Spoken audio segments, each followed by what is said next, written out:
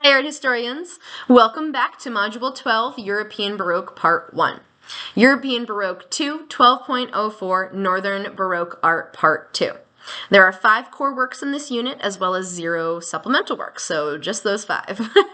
These pieces range in date from around 1642 to 1669, all being made in Northern Europe, of course in places like Leiden, Amsterdam, and Delft.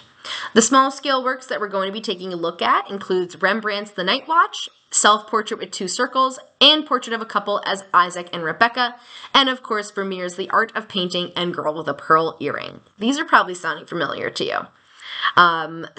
Rembrandt is a prolific selfie painter. He painted self-portraits endlessly, but one of his other really famous works is The Night Watch. This is a very large-scale work, and we've got a really impressive collection of all of these military soldiers kind of gathered around our main 2 characters right in the middle of that composition in the foreground.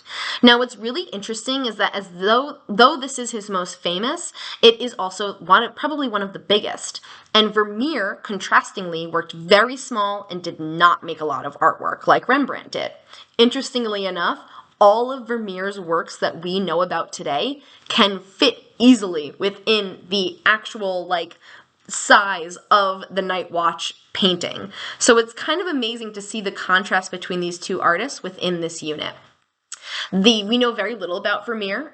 He did not have a lot of writing. He did not leave a lot for us to discover, but of course, Girl with a Pearl Earring is one of the most famous pieces that he has painted. There's also a movie about it starring Scarlett Johansson, if you feel like watching a little bit more about it. But generally speaking, Girl with a Pearl Earring, she's so beautiful. She is very demure, as one would say. And it's really, really amazing to see those slight, very hint of expressions present in that Baroque kind of sense, right? That thought of almost pausing just as you're about to speak, that kind of like teetering on the edge of action, and that drama that goes with it is just part of what makes the European Baroque era so incredibly interesting. I absolutely adore looking at Baroque pieces. They're some of my favorites, and so it's really cool to see how the Northern European Renaissance are taking on this challenge of trying to create incredible and important artworks following such an incredible time frame like the Renaissance. So that'll be it for Module 12. What is it with me in that number? We will continue with the European Baroque in Module 13 when we touch base again. Until then.